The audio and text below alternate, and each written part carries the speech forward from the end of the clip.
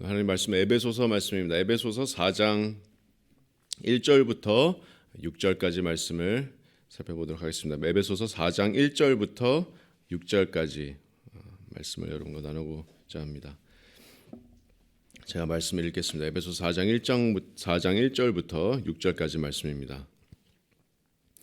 그러므로 주 안에서 갇힌 내가 너희를 권하노니 너희가 부르심을 받은 일에 합당하게 행하여 모든 겸손과 온유로 하고 오래 참음으로 사랑 가운데서 서로 용납하고 평안에 매는 줄로 성령이 하나 되게 하신 것을 힘써 지키라. 몸이 하나요 성령도 한 분이시니 이와 같이 너희가 부르심의 한 소망 안에서 부르심을 받았느니라. 주도 한 분이시요 믿음도 하나요 침례도 하나요 하나님도 한 분이시니 곧 만유의 아버지시라. 만유 위에 계시고 만유를 통일하시고 만유 가운데 계시도다. 아멘. 우리가 지금까지 에베소서 말씀을 계속 쭉 살펴봤는데요. 에베소서 1장부터 3장까지 바울이 계속해서 강조해왔던 것이 무엇이었습니까? 바로 그리스도의 몸인 교회에 대한 놀라운 영적인 진리를 계속해서 바울이 강조해왔습니다. 이 새로운 언약 안에서 오직 예수 그리스도의 그 십자가의 사역으로 말미암아서 우리는 은혜의 구원을 입게 되었고, 또 그러므로 이제 수세기 동안 이어져 왔던 그 유대인과 이방인 사이의 그 증오의 담이 허물어진 것. 그래서 이제는 유대인이나 이방인이나 모두 다 할 거 없이 예수님 안에서 영적으로 다 하나가 된 것, 한 몸이 된 것, 한 가족이 된 것. 이것이 바울이 계속해서 강조했던 진리였습니다. 자, 이런 놀라운 교회에 대한 진리를 바탕으로 4장 1절부터 이제 바울의 논지는 전환점을 맞이합니다. 그래서 오늘 본문 4장 1절을 다시 한번 보시겠습니다. 자, 그러므로 주 안에서 갇힌 내가 너희를 권하노니 이렇게 말씀합니다.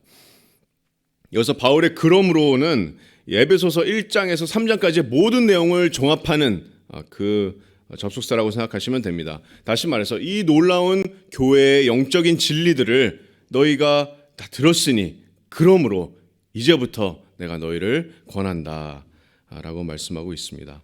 자, 이제 4장부터 에베소서 끝날 때까지 6장까지 바울은 3장에 걸쳐서 이 한 몸 된 진리, 교회가 한 몸이 된 이 진리를 바탕으로 실천적인 적용을 강조합니다.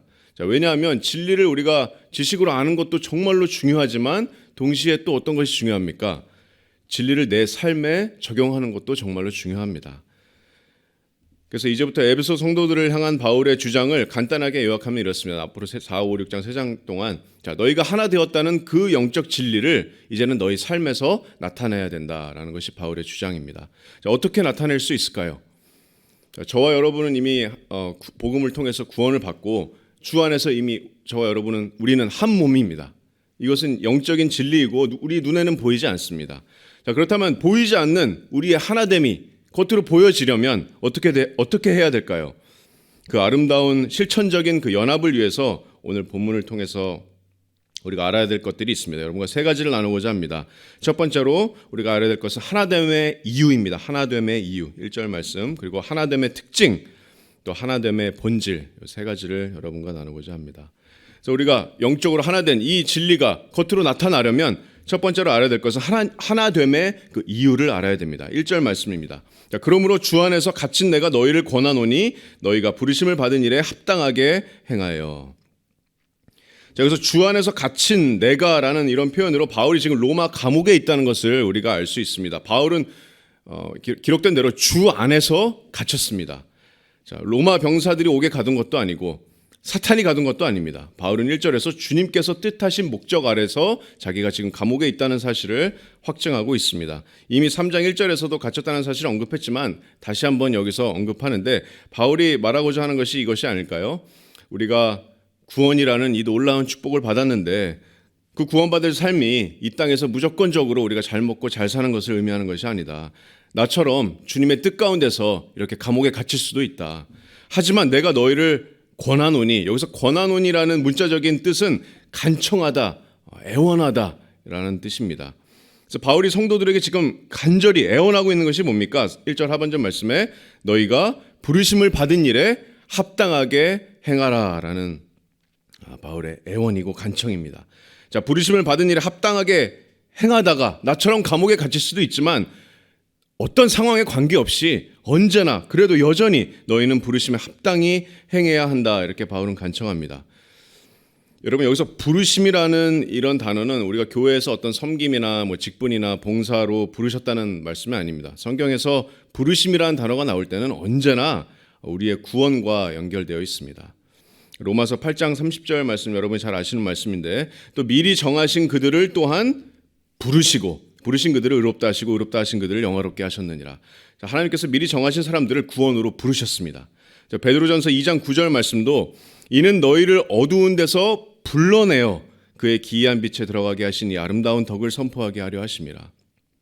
자, 이 구절 외에도 수많은 구절에서 우리를 부르셨다라는 그 사실은, 그 진리는 우리를 구원하셨다는 말과 동일한 말씀입니다. 예수님께서 우리를 어떻게 부르십니까? 예수님의 선한 목자 되신 요한복음 10장 27절 말씀에 내 양은 내 음성을 들으며 나는 그들을 알며 그들은 나를 따르느니라. 이렇게 성경에서 부르셨다는 말씀은 언제나 구원의 부르심인데, 자, 이렇게 놀라우신 은혜로 지금까지 에베소서 1장에서 3장까지 계속해서 바울이 강조했던 이 구원의 부르심의 격에 맞는 삶, 그 부르심의 가치에 맞는 삶으로 너희가 합당하게 행하라, 순종하라 라는 바울의 간절한 그런 간청입니다. 여러분, 이것이 우리가 하나 된 이유입니다. 왜 우리가 한 몸으로 하나 되었습니까? 1절 말씀처럼 저와 여러분을 구원하신 그 축복의 구원에 부르신 그 놀라운 하늘의 부르심에 합당한 삶을 살기 위함입니다. 그러므로 하나님께 영광을 돌리는 것, 그것이 우리를 영적으로 하나 된 그리스도의 몸으로 부르신 이유입니다.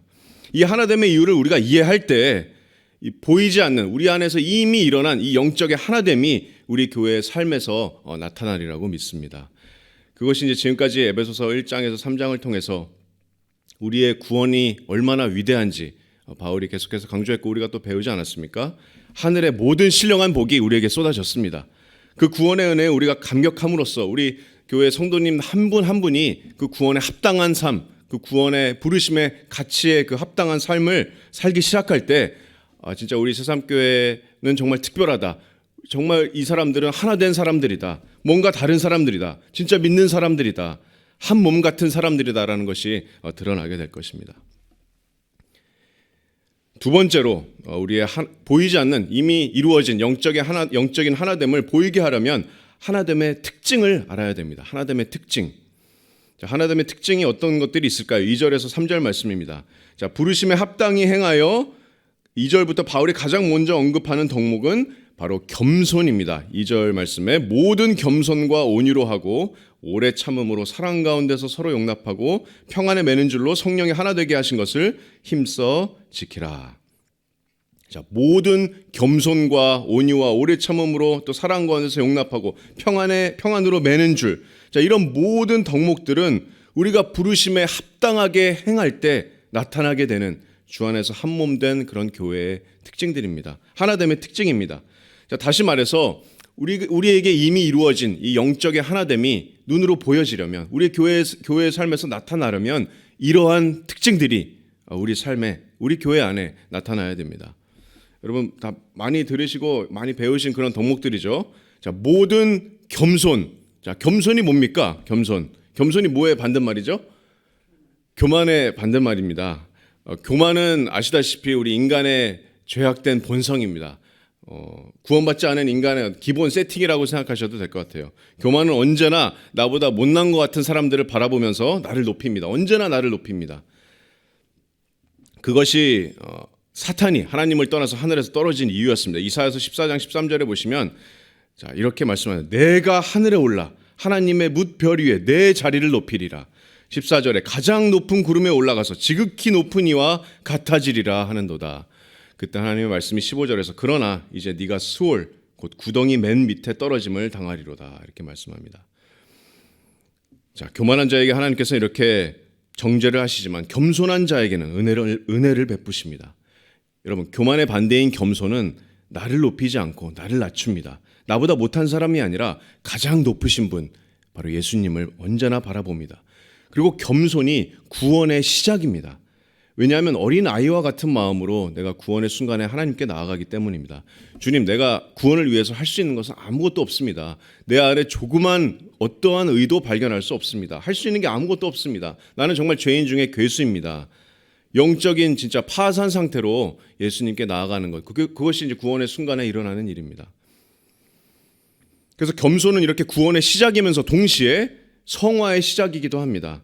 자, 구원받은 이후에도 우리는 언제나 거룩하신 하나님을 말씀을 통해서 바라봅니다. 그래서 말씀을 통해서 거룩함의 빛을 내가 더 보면 볼수록 내 안에 있는, 내 몸에 묻은 그 더러운 진흙들이 더 선명하게 보일 수밖에 없습니다. 내가 얼마나 위대한 죄인인지 깨닫게 됩니다. 하지만 동시에 예수님께서 얼마나 더 위대한 구원자이신지를 내가 바라볼 수가 있습니다. 나는 낮아지고 예수님은 높아지고, 이것이 모든 겸손으로 나가는 길입니다. 이 땅의 모든 명예나 부귀와 비교할 수도 없는 이 하늘의 신령한 복, 하늘의 구원의 부르심을 받은 저와 여러분은 아이러니하게도 이 땅에서는 가장 낮게 모든 겸손으로 행하는 사람들입니다. 그것이 구원의 부르심에 합당히 행하는 처음 단추입니다. 바로 모든 겸손. 그래서 말씀을 계속 보시면 2절에서 계속해서 모든 겸손과 온유로 하고 오래 참음으로 사랑 가운데서 서로 용납하는 이런 열매가 자연스럽게 열리게 될 것입니다. 겸손이 모든 것의 시작입니다. 여러분 오해하시면 안 됩니다. 모든 겸손과 온유와 이런 것으로 옷 입은 사람들은 약한 사람들이 아닙니다. 비겁하거나 만만한 사람들이거나 소심한 사람들도 아닙니다. 그 누구보다 강한 사람들입니다. 왜냐하면 예수님께서 직접 자신이 마태복음 11장 29절에 나는 마음이 온유하고 겸손하니 나에게 배우라 말씀하셨기 때문입니다. 그 사람들은 만왕의 왕이신 예수님을 닮은 사람들입니다. 누구보다도 강한 사람들입니다. 여러분 예수님을 닮고 싶지 않으세요? 교회에서 높임을 받는 사람들은 카리스마가 있다거나 돈이 많다거나 재력이 많은 사람들이, 명예가 많은 사람들이 교회에서 높여지는 것이 아닙니다. 교회 안에서 누구보다 높이 세워지는 사람들은 모든 겸손과 온유로 또 오래 참음으로 서로 사랑으로 용납하는 사람, 즉 그리스도를 닮은 사람입니다. 그리고 무엇보다도 마지막 날에 주님께서 그 사람을 존귀하게 높이실 줄로 믿습니다. 그것이 야고보서 4장 10절 말씀에 주 앞에서 낮추라 그리하면 주께서 너희를 높이시리라 이렇게 말씀합니다. 자, 이런 하나됨의 특징들이 우리가 이미 하나된, 영적으로 하나된 것을 지키는 방법입니다. 그래서 3절 말씀에 평안에 매는 줄로 성령이 하나되게 하신 것을 힘써 지키라. 이미 성령이 하나되게 하신 것을 우리가 함께 지키는 방법이, 이러한 특징들이 우리 교회 안에 나타날 때 이것을 우리가 나타낼 수가 있습니다.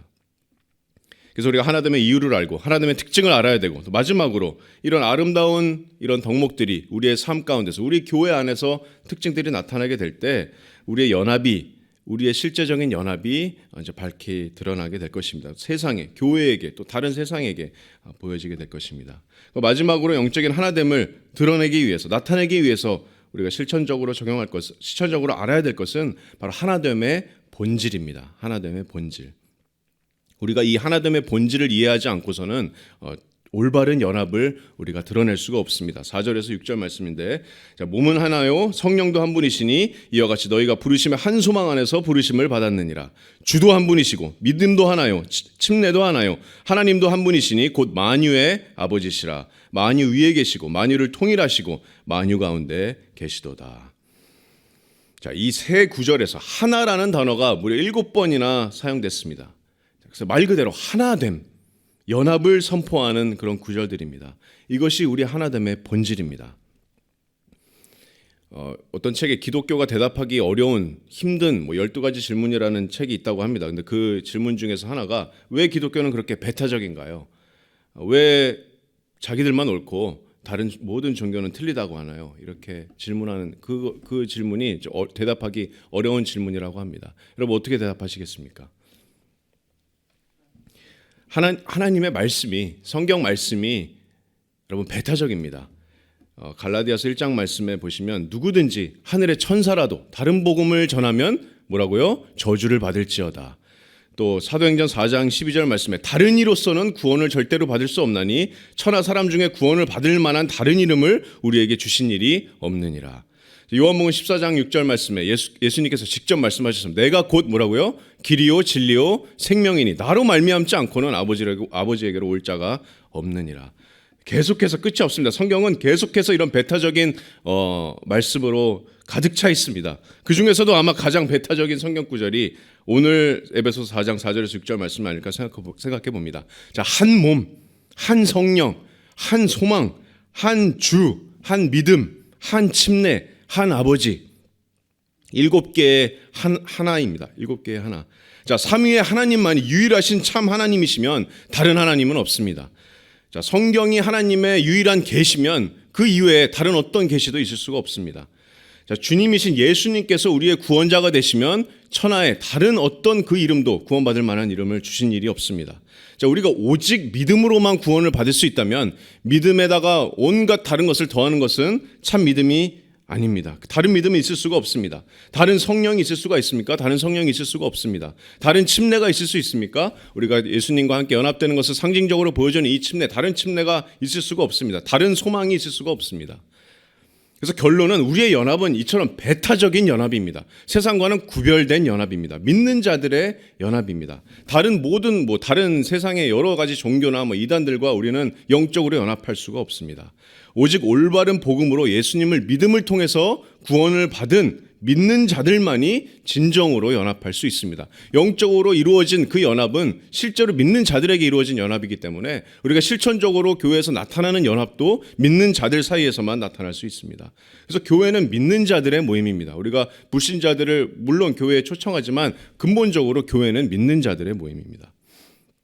이 하나됨의 본질을 우리가 올바로 이해할 때 우리가 교회 안에서 실천적으로 우리의 하나됨의 연합이 특징들이 또 나타날 수가 있습니다. 이런 영적인 하나됨이 실제로 드러나려면 실제로 구원받은 믿는 자들이 하나 됐을 때 나타날 수 있기 때문입니다.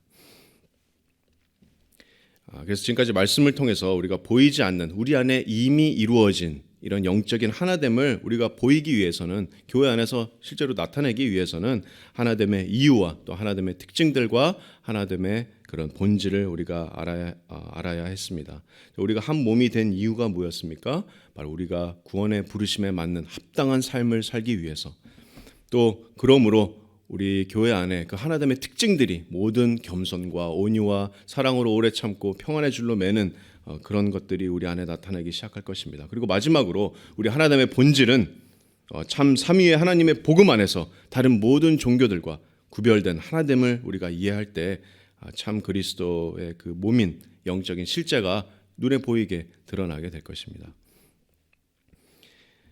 그래서 사랑하는 성도 여러분, 우리가 구원받은 저와 여러분, 우리 모두는 영적으로 이미 하나 되었습니다. 영적으로 이미 우리는 한 몸입니다. 자, 근데 그 놀라운 영적인 하나됨이 정말 우리 교회 안에 풍성이 보여지고 있는지 우리가 다시 한번 생각해 봤으면 좋겠습니다. 우리가 하나됨의 이유와 또 하나됨의 특징과 또 하나됨의 본질을 깊이 생각하고 또 우리 삶 속에서 그것들을 실천하기로 또 다짐하면서 우리 교회 안에 이런 영적인 놀라운 연합이 밝히 드러나는 또 밝히 나타나는 그런 교회가 되기를 소망합니다. 왜냐하면 그것이 우리 주님의 기도였습니다. 요한복음 17장 21절로 말씀을 마치겠습니다. 예수님 십자가에 달리시기 바로 직전에 예수님께서 제자들을 위해서 기도하시는데 이렇게 기도하십니다. 요한복음 17장 21절 말씀에 아버지여, 아버지께서 내 안에 내가 아버지 안에 있는 것 같이 그들도 다 하나가 되어 우리 안에 있게 하사 세상으로 아버지께서 나를 보내신 것을 믿게 하옵소서. 자, 이게 무슨 말씀입니까? 우리가 하나 될 때 세상이 예수님을 믿을 것이다 라는 말씀입니다. 자, 다시 말해서 왜 우리의 영적으로 하나 된 이 연합이 밝히 드러나야 됩니까? 그 이유가 뭡니까? 여기서 예수님께서 기도하신 것은 우리의 참 연합을 통해서 우리의 복음의 메시지가 강력한 능력을 발휘할 수 있기 때문입니다. 우리가 복음을 정말 잘 전하는 전도의 교회, 그것이 우리 기둥이 아닙니까? 우리 교회. 우리가 정말 전도 잘하는 교회가 되고 싶다면 우리 안에 이 연합을 이루는 것이 먼저입니다. 우리가 이 교회 안에 연합을 이룬다면 우리의 복음의 진실성이 더욱더 무거워지게 될 것입니다. 많은 사람들이 우리를 보고 복음을 받아들이게 될 것입니다. 왜냐하면 우리 안에서 예수 그리스도의 놀라운 사랑을 보고 우리 안에서 한 몸 된 참 연합을 볼 수 있기 때문입니다. 그래서 우리가 그런 교회가 우리 새삼 침례교회가 되기를 소망하면서 기도하는 저와 여러분이 되시기를 소망합니다.